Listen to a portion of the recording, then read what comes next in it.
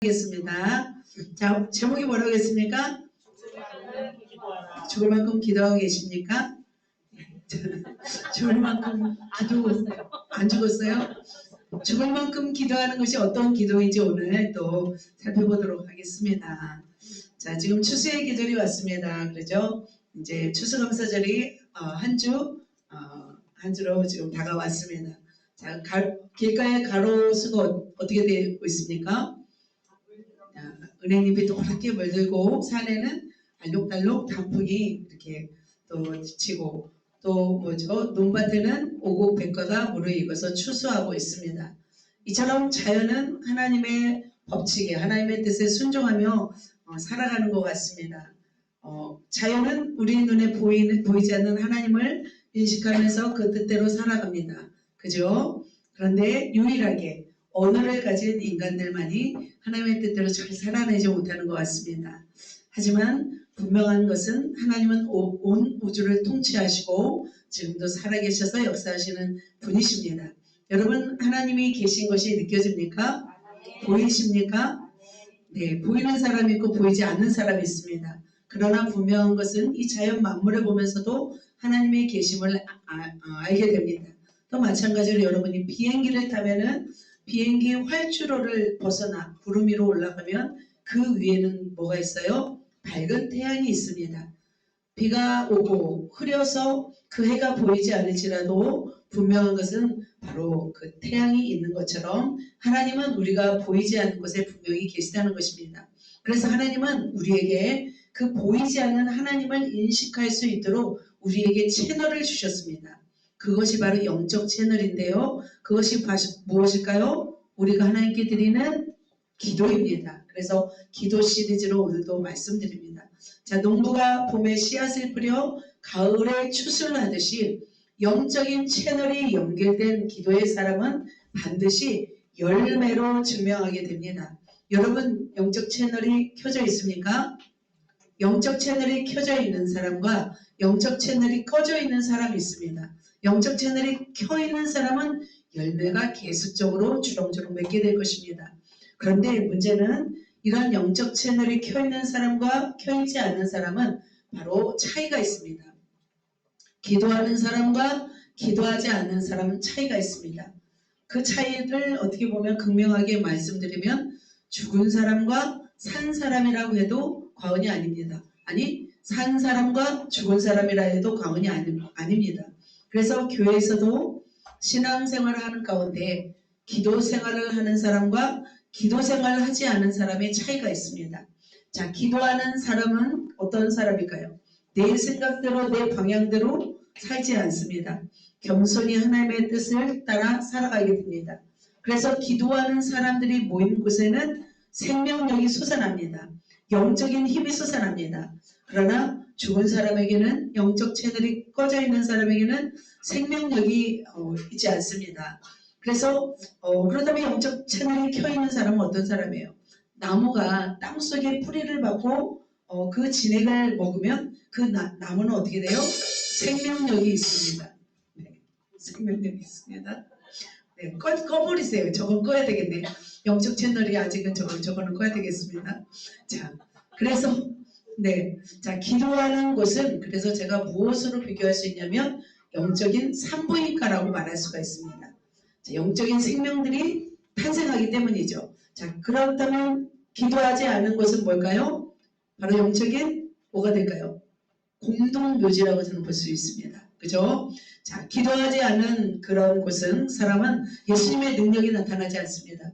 예수님의 이름으로 사역해도 열매가 나타나지 않습니다. 기도하지 않으면 그래서 승리할 수 없고 하나님의 능력을 힘입지 못하기 때문입니다. 자, 기도하지 않은 사람은 성령의 100%의 지배를 놓치게 됩니다. 그러면 어려움을 당하게 되고 그것을 이겨낼 힘이 없습니다. 기도하지 않은 곳에는 믿음이 없고 성령의 역사도 없습니다. 오히려 윤리와 도덕과 어떤 인본주의가 충만할 수 있습니다. 그러나 하나님의 뜨거운 체험이 없는 것입니다. 기도하지 않는 사람은 바로 육적으로는 살았으나 영적으로는 힘이 없는 바로 생명력이 없는 사람이라고 할 수 있습니다. 그래서 기도하지 않는 교회는 영적인 공동묘지입니다. 그러나 기도하는 교회는 영적인 산부인과입니다. 그렇다면 저와 여러분의 교회는 어떤 교회입니까? 산부인과가 되어야 될 줄 믿습니다. 그렇다고 여러분의 삶 속에서도 그런 생명력이 태어나길 축복합니다. 자, 그렇다면 여러분 기도를 하고 있습니까? 멈추고 있습니까? 하고 있어야 됩니다. 기도에 깨어있지 않다면 내가 지금 지름길을 벗어나고 있다는 적신호입니다. 자, 기도를 멈추고 기도를 쉬는 것이 죄일까요?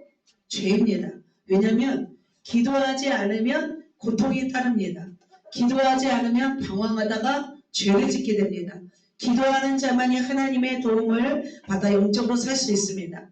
자, 그렇다면 자, 인간이 한계를 뛰어넘어 바로 이런 어떤 초월하여 살 수 있는 비결은 바로 무엇일까요? 기도입니다. 그렇다면 기도에 더 끼어 있는 사람은 어떤 사람이 더 기도에 끼어 있을까요? 우리가 하나님의 도움이 없이는 살 수 없는 존재라는 사실을 깨달은 자만이 기도해요. 그것을 깨닫지 못하면 우리는 기도하지 못하는 것 같습니다. 자, 오늘 본문에는 어떤 사람이 등장하냐면 하나님의 도움 없이는 살 수 없는 사람이 등장합니다. 그렇다면 오늘 본문 속에서 그가 왜 어떤 심정으로 주님 앞에 나아가서 하나님의 은혜를 받았는지 오늘 살펴보도록 하겠습니다. 그래서 이들을 통해서 우리가 왜 죽을 만큼 기도해야 되는지, 정말 그래서 죽을 만큼 기도하여서 하나님의 응답을 받는 정말 귀한 복된 삶의 어떤 주인공이 되시기를 예수님의 이름으로 축복합니다. 그렇게 하시겠습니까? 네, 그렇다면 본격적으로 죽을 만큼 기도하는 사람, 어떤 사람일까요? 자, 어떤 기도를 하는지 한번 보겠습니다. 첫 번째로 절박한 기도. 이런 사람은 어떤 기도를 하냐면 내가 없는 기도를 합니다. 자, 기도는 만사형통의 열쇠라고 합니다. 자, 이런 위대한 능력임에도 불구하고 왜 사람들이 기도하지 않을까요? 기도를 해도 왜 응답을 받지 못할까요? 바로 뭐하기 때문에 우리 마음에 절박함이 없기 때문입니다. 여러분 절박함이 있습니까? 절박하다면 우리는 피곤해도 힘들어도 기도합니다. 우리가 절박하다면 우리의 육신의 소욕을 깨고 기도합니다. 그런데 절박하지 않으면 우리가 기도하나요? 기도하지 못합니다. 내가 지금 영적으로 메말라 있고 내가 영적으로 죽어가고 있음에도 불구하고 이걸 모르는 거예요. 자, 여러분 그러면 어떤 마음으로 우리가 기도해야 되는지 오늘 살펴보도록 하겠습니다. 오늘 본문에는 정말 절박한 심정으로 주님께 나온 사람이 있었습니다. 그는 귀신 들려 흉악해진 딸을 둔 어미였습니다. 그녀는 이루 말할 수 없는, 사람이 감당할 수 없는 그런 고통을 가지고 있었습니다. 같이 한번 말씀 한번 읽도록 하겠습니다. 이에 더러운 귀신 들린 어린 딸을 둔 한 여자가 예수의 소문을 듣고 곧 와서 그 발 아래 엎드리니, 자, 더러운 귀신 들린 어린 딸을 둔 여인이었습니다. 그 여인이 누구의 소문을 들었냐면 예수의 소문을 들었습니다. 저는 저 개인적인 생각이죠. 세상에서 가장 가슴앓이를 하는 부모가 이런 부모가 아닐까 저는 생각이 듭니다. 자녀가 귀신 들려 고통하는 딸이나 아들을 둔 부모는 그 고통은 이루 말할 수가 없습니다. 정신적 고통을 가진 자녀를 둔 부모는 엄청난 애통을 가지고 살아간 사람입니다. 마찬가지로 이 여인도 너무나 절박했습니다. 인간의 힘으로, 인간의 의학으로, 지식으로 이 귀신을 제어할 수 없었습니다. 오직 해결자는 예수 그리스도였습니다. 그래서 그는 아주 절박한 심정으로 주님 발 앞에 나와서 엎드려서 간구하였습니다. 자, 그렇다면 무슨 간구를 했습니까? 같이 한번 읽겠습니다. 가난한 여자 하나가 그 지경에서 나와서 소리질러 이르되 시작. 주 다윗의 자손이여 나를 불쌍히 여기소서, 내 딸이 흉악하게 귀신 들려나이다. 그는 소리를 질렀습니다. 뭐라고요? 다윗의 자손이여 나를 불쌍히 여기소서, 내 딸이 흉악하게 귀신 들렸나이다.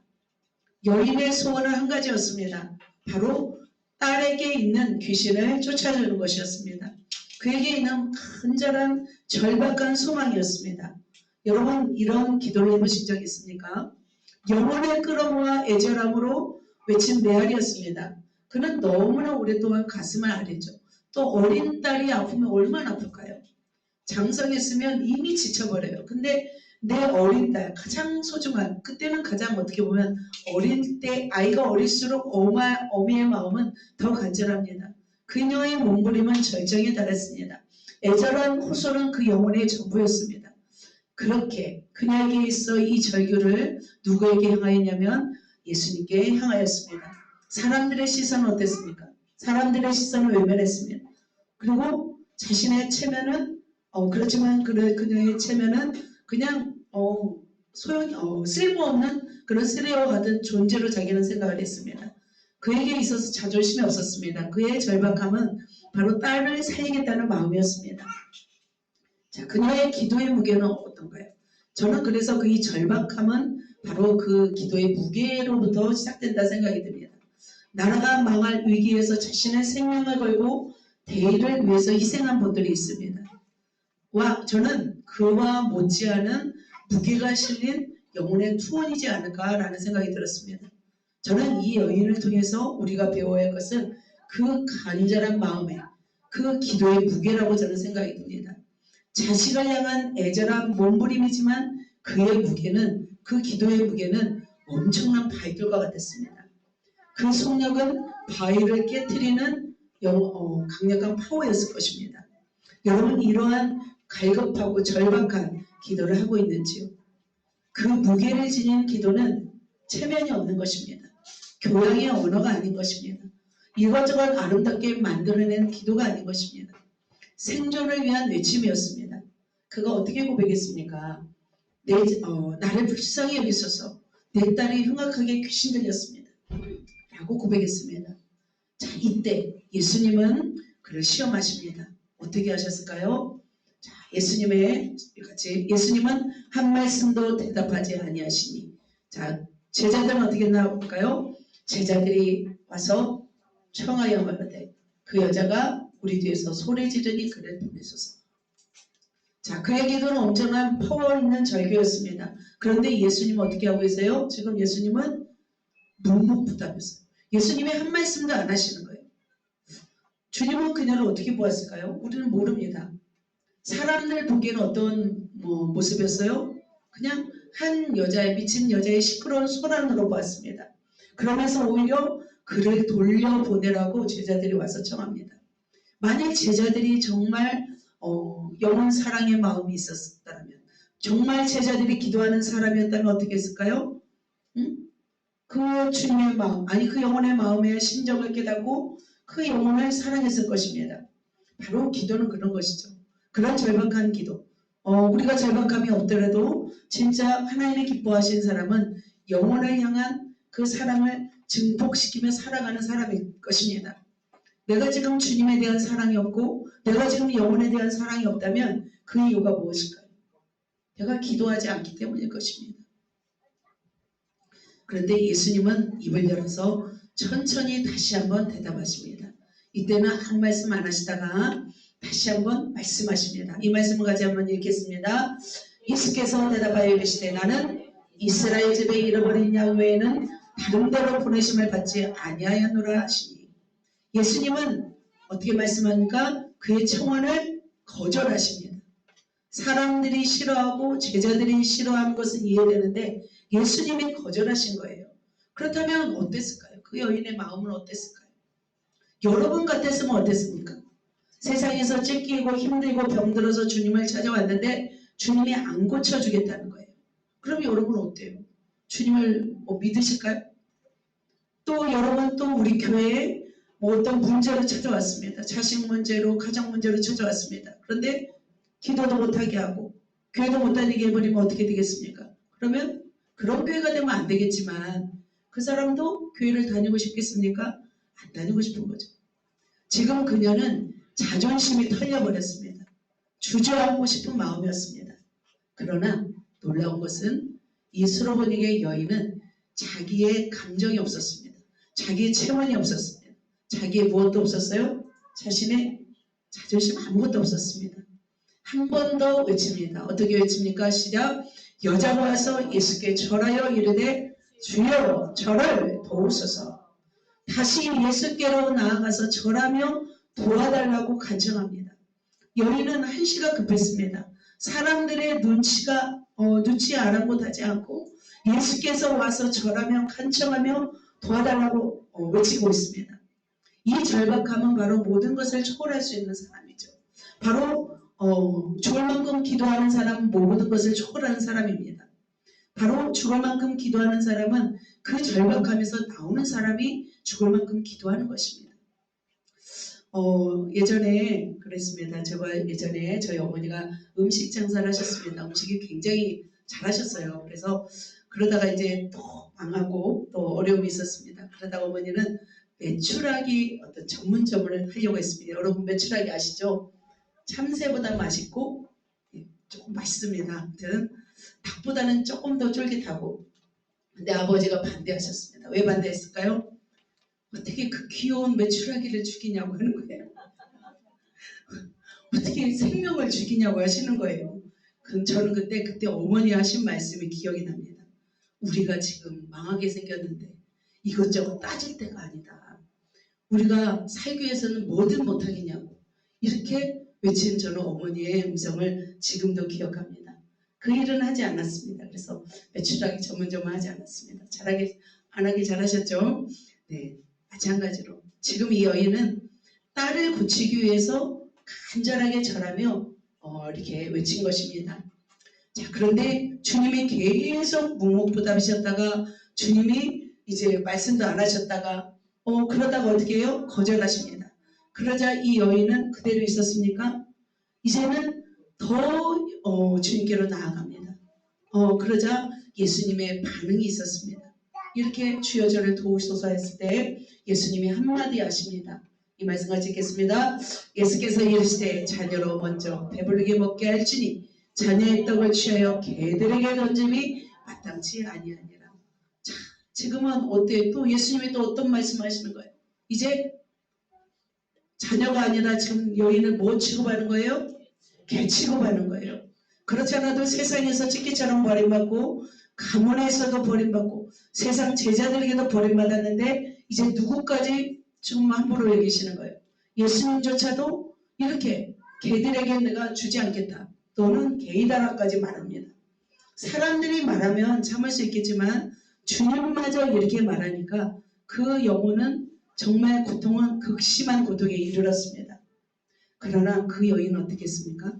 주님이 자신을 개 취급해도 주위에 있는 사람이 뭐라고 할지라도 그의 소망은 그 딸이 고통에서 해결되는 것이었습니다. 주님이 뭐라고 해도 상관없었습니다. 그녀에게 있어서 자존심은 이미 뭐가 되었어요? 가루가 되었습니다. 민들레 혹시 되어서 날아가 버렸습니다. 어떤 말을 들어도 꿈틀거리지 않는 지렁이처럼 밟아도 꿈틀거리지 않는 지렁이처럼 요동하지 않았습니다.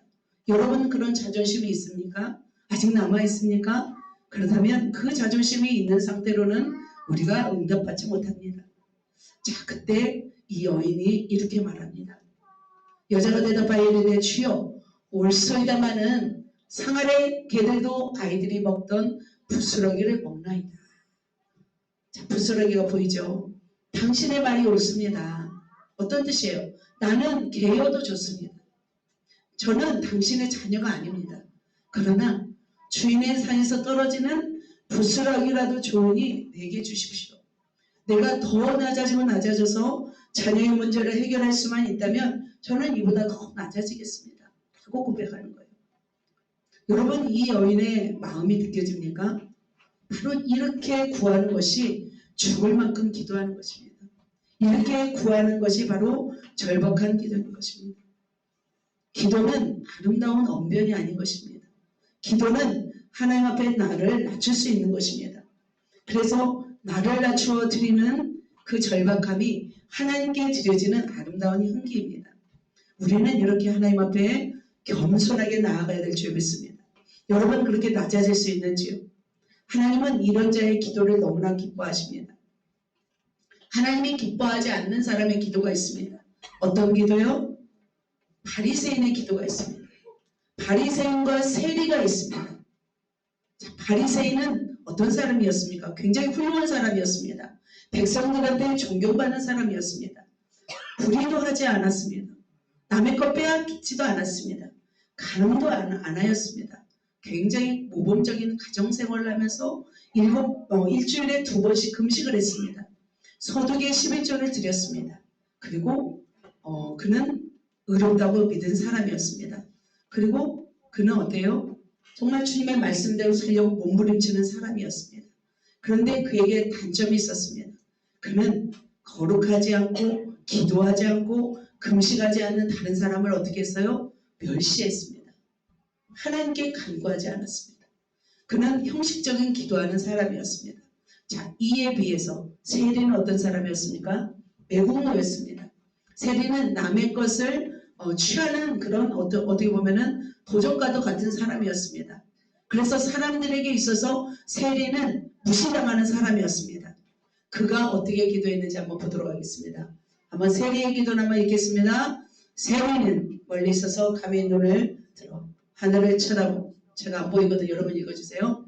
다만 가슴을 치며 이르되 하나님이여 불쌍히 여기소서 나는 죄인이로소이다. 하나님 앞에 고개를 들지 못한 채 하나님 나를 불쌍히 여기소서 나는 죄인입니다. 자, 그렇다면 하나님은 누구의 기도를 들으셨어요?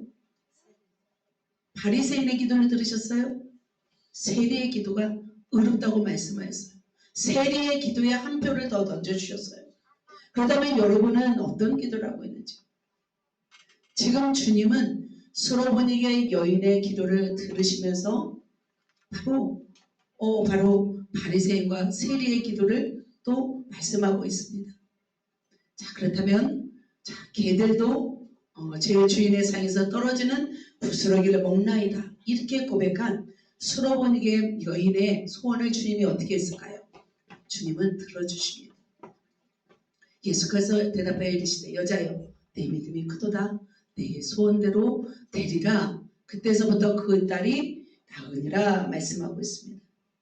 주님 앞에 이렇게 절박한 심정으로 나온 여인의 기도를 들으시고 그 딸을 치유하십니다. 자, 사랑하는 성도 여러분, 그렇다면 이 여인의 기도와 세리의 기도를 통해서 우리에게 들려주고 싶은 메시지는 뭘까요? 주님이 이번 주 이 말씀을 우리에게 말씀하라고 저에게 감동을 주셨습니다.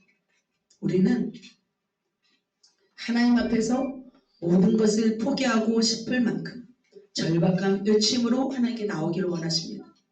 우리는 어떤 존재예요? 하나님의 도움 없이는 살 수 없는 존재입니다. 우리는 하나님의 도움 없이는 살 수 없는 절박한 사람임을 우리는 알아야 합니다. 하나님 없이 살아갈 수 있어요?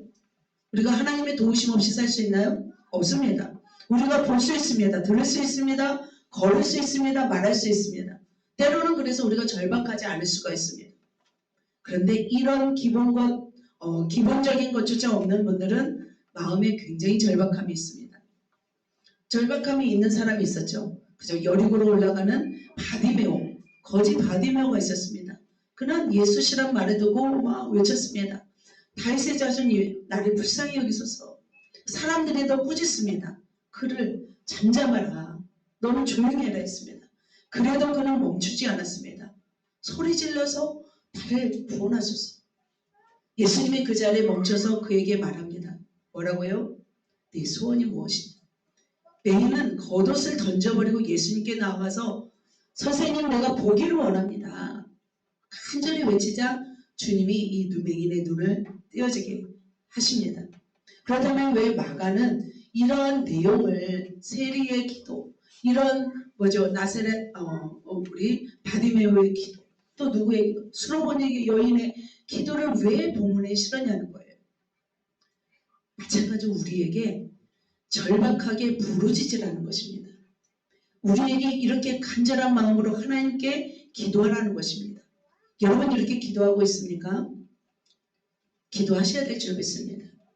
셀 리더들은 셀 원들을 이렇게 기도해야 됩니다. 셀 원들이 다 없어봐요. 셀 리더가 그럼 어떻게 하겠습니까? 절박해야 돼요. 우리는. 청년들은 배우자를 위해서 기도해야 됩니다. 직장을 위해서 절박하게 기도해야 됩니다. 기도하시길 부탁드립니다.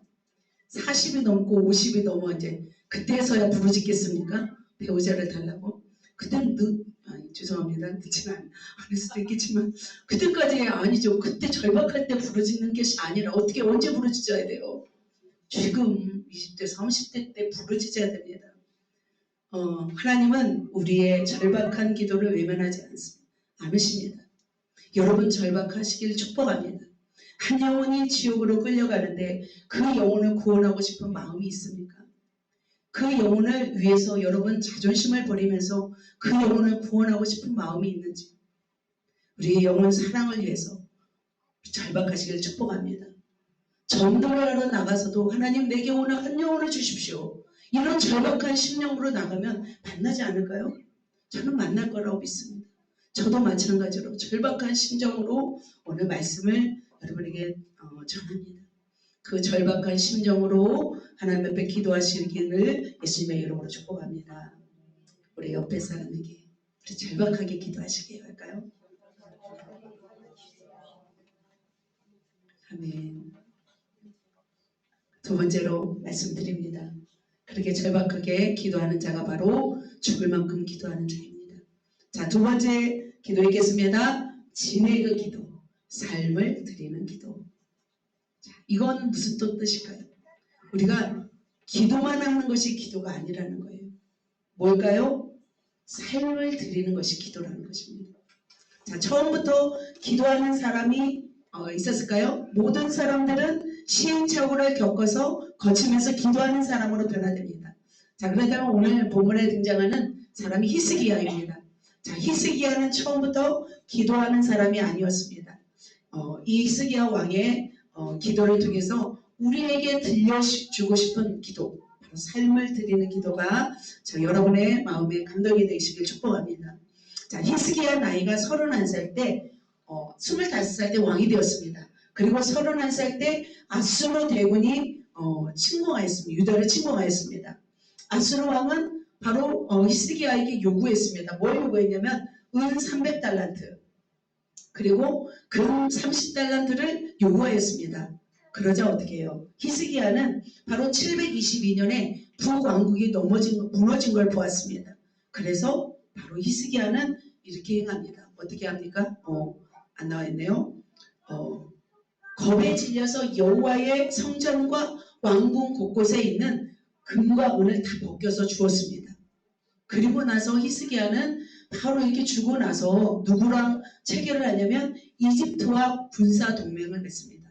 그 당시에는 아수르와 이집트가 가장 강력한 어떤 나라였습니다. 그래서 히스기야는 아수르에게 모든 걸 빼앗기고 나서 이집트와 이제 군사 동맹을 체결합니다. 자, 이에 격노한 아수르가 이제는 대군을 이끌고 옵니다. 몇 명을 이끌고 오냐면 18만 5천 명을 이끌고 바로 침공을 또 합니다. 자, 그 당시에 어떤 나라도 아수르를 이긴 나라가 없었습니다. 자, 이제는 히스기야, 유다 왕도 이제는 도간에 든 그런 쥐처럼 철항했습니다. 이제 아수르는 완전히 예루살렘을 포위하기 위해서 찾아온 거죠. 자, 이스라엘을 멸망시켜서 북이스라엘 멸망시키고 나서 이제 남유다까지 멸망시키려고 했습니다. 자, 그때 아수르는 아수르 왕은 사네립은 그의 종을 이렇게 보내서 히스기야 왕과 하나님을 비방하기 시작했습니다. 너희 하나님도 별거 아니야. 너희 왕도 믿지 마. 하면서 백성들을 조롱하였습니다. 그러면서 편지를 또 보내왔습니다. 아수르 왕은 그곳에 있으면서 자, 지금까지는 이 히스기야 왕은 어떻게 했습니까? 돈을 주고 은을 주고 금을 주면서 상식으로 했습니다. 그런데 이제부터는 세상적인 방법으로는 할 수 없다는 걸 알았습니다. 그래서 히스기야는 이때서부터 기도하기 시작하였던 것입니다. 그래서 히스기야 왕은 바로 이사야와 더불어 하늘을 향하여 부르짖으며 기도하기 시작했습니다. 자, 그때 이사야는 어떻게 기도했냐면 그 아수르 왕이 보내준 편지를 하늘을 향하여 놓고서 하나님이 편지를 보십시오. 하나님께 기도하기 시작했습니다. 하나님과 바로 하나님의 백성을 비방합니다. 라고 부르짖으며 기도할 때 바로 하나님은 어떤 역사를 이루시냐면 바로 천사를 보내십니다. 천사를 보내셔서 18만 5천 명을 다 제거합니다.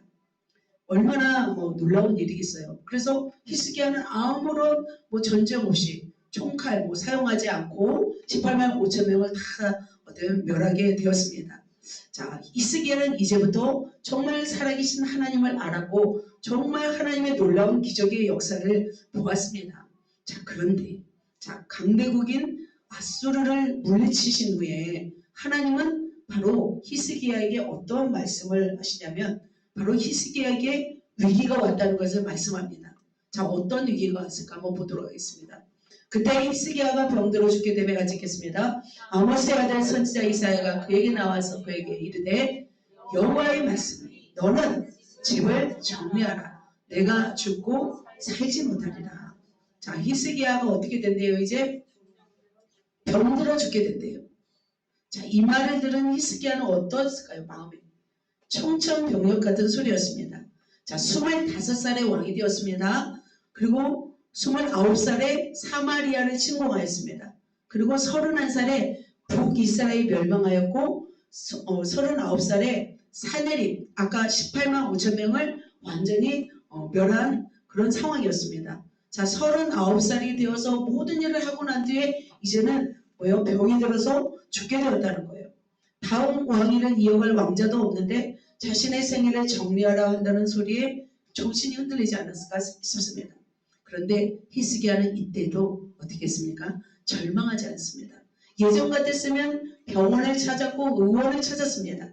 그러나 자신의 마지막 삶을 포기하지 않고 하나님 앞에 기도합니다. 그런데 그 기도를 한번 우리는 유심히 봐야 됩니다.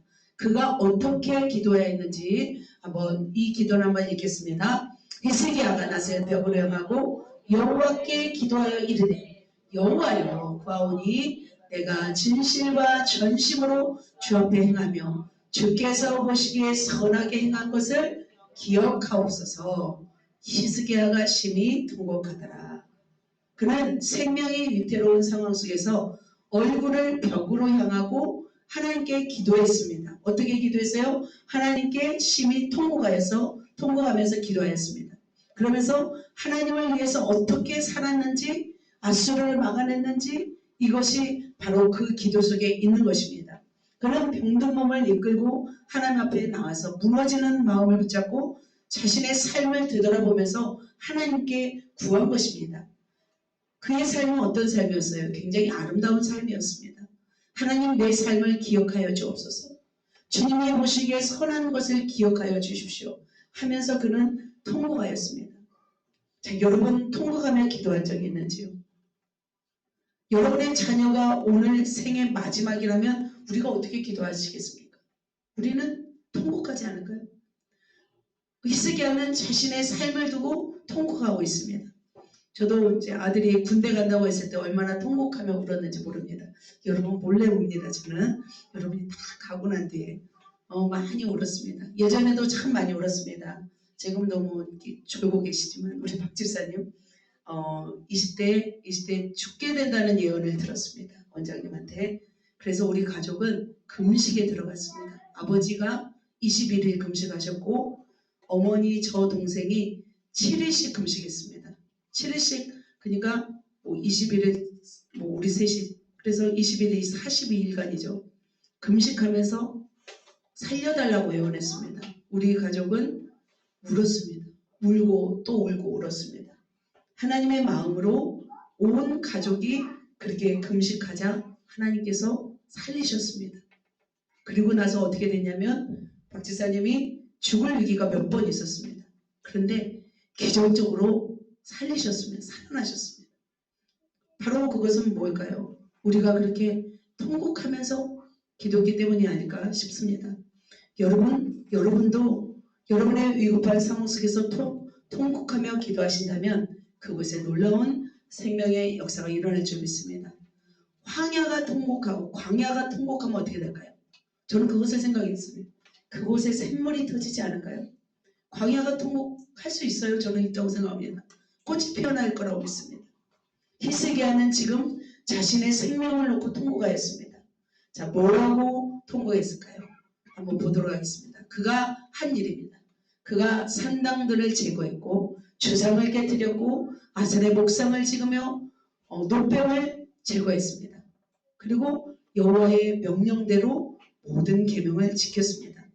그는 바로 이런 일들을 했던 것이죠. 사실은 이 놋뱀은 모세 시대에 만들었습니다. 하지만 사람들이 놋뱀을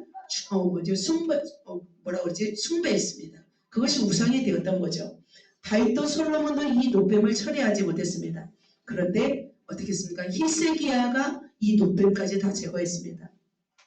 그의 삶은 25살에서 39살까지의 삶은 이러한 삶이었어요. 하나님 앞에 엑기스를 드린 삶이었습니다. 그러면서 이렇게 내 삶이 이러하였던 것을 주님 기억하여 달라고 하면서 생명을 연장해 달라고 한 것입니다. 자신이 어떻게 살았는지 그 삶의 진액을 하나님 앞에 내어드리면서 얼마 살지 않은 그 날을 그 자신을 통곡하면서 더 살려달라고 외칩니다. 그래서 하나님이 어떻게 하셨습니까? 하나님이 내 날을 15년을 더할 것이며 너와 이 성을 핫소로 손에서 구원하고 내가 나를 위하여 내 종 다윗을 위함으로 이 성을 보호하리라. 자, 어떻게 되었습니까? 15년을 연장해 주었어요. 핫소르 손에서도 구원하여 주었어요. 그러면서 이사야를 살릴 징표를 보여줬습니다.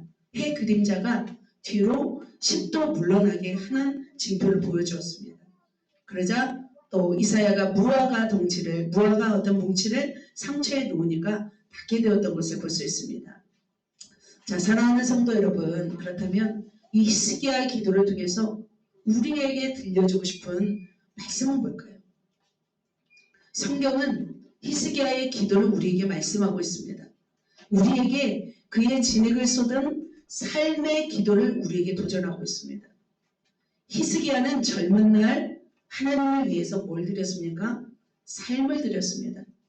인생을 최선을 다하여 살았을 때 바로 그가 죽게 되었습니다. 그럼에도 불구하고 최선을 다해서 살았던 삶을 주님 기억하여 달라고 기도하는 것입니다. 과거에 하나님께 어떻게 순종하였는지 하나님 앞에 어떻게 살았는지를 기억하여 달라고 하면서 기도하는 것입니다. 그래서 하나님은 징표까지 보여주셨습니다. 우리는 그렇다면 무엇을 배워야 될까요? 여러분 삶의 기도를 하고 있는지요? 여러분 힘을 다해서 주님을 위해서 살아가고 있는지요? 우리의 기도는 입술의 기도만이 기도가 아닌 거예요. 무슨 기도예요? 우리의 삶인 거예요. 우리의 삶의 진액을 주님께 드릴 때 우리의 위급할 때 주님은 그것을 들으시고 우리의 기도에 역사하신다는 것입니다. 그래서 기도는 입술로 하는 것이 아니라 우리의 무엇으로 하라? 우리의 아름다운 삶으로 드리라. 저는 이 고백을 여러분에게 말씀드립니다. 제가 이렇게 아름다운 삶을 드리는 그런 분을 제가 보았습니다. 제가 30살 때 제가 이분을 보고 나는 어떻게 살아가야 되는지 이것을 그때 제가 느꼈던 것 같습니다. 저의 가정의 고통을 같이 아파하셨고 같이 금식하셨어요. 그분은 열흘을 금식하시고 일주일을 금식하시면서 우리가 열흘을 금식하면 같이 금식하시고 일주일을 금식하면 일주일 같이 금식하시면서 기도해 주신 어떤 사랑의 어머니셨습니다. 그리고 밤 12시부터 새벽 5시까지 기도를 하시는 거예요. 낮에는 사역을 하시고 그의 진액을 쏟으시면서 사역하시고 밤에는 이렇게 기도하셨습니다. 그러면서 저에게 기도란 무엇인가를 가르쳐 주셨습니다. 하늘의 영성이 무엇인지를 알게 하셨습니다. 참 제가 많은 것을 배웠던 것이 기억이 납니다. 육체의 질병 가운데 치유받고 나서 그의 인생을 온전히 하나님께 드리시는 모습이었습니다. 이분은 하나님의 생각만 해도 기도에 응답하신대요. 마음만 먹어도 주님이 기도에 역사하신대요. 그렇다면 이분은 왜 이런 하나님의 응답과 이런 기적을 맛보고 살까요? 삶이 하나님 앞에 온전히 드리고 있기 때문이죠. 그렇다면 우리는 어떻게 살아야 될까요? 저도 그래서 이 말씀을 보면서 참 무거움이 있었지만 내 삶이 하나님 앞에서 정말 부끄러움이 없는 삶으로 내가 살아가야겠다라는 다짐을 하였습니다. 사랑하는 성도 여러분, 기도를 빨리 응답받으려면 여러분 어떻게 사셔야 됩니까? 삶이 아름다워야 될 줄 믿습니다. 삶은 아주 비참합니다. 열악합니다. 기도만 많이 한다고 하나님의 응답을 해주실까요? 아닙니다. 기도는 조금 해도 내 삶이 아름다우면 그 기도는 즉각적으로 응답할 수 있습니다. 우리의 삶에서 우리 하나님 앞에 아름다운 삶을 살 때 하나님은 그것을 뭘로 보신 줄 아세요? 그것을 기도로 보십니다. 여러분이 주님 앞에 살아가는 삶이 하나님을 보실 때 그게 뭐예요? 그것이 기도라는 것입니다. 하나님이 보시기에 아름다운 삶을 살아가시기를 예수님의 이름으로 축복합니다. 마지막 이제 정리하도록 하겠습니다. 죽을 만큼 기도하라. 절박한 기도, 진행이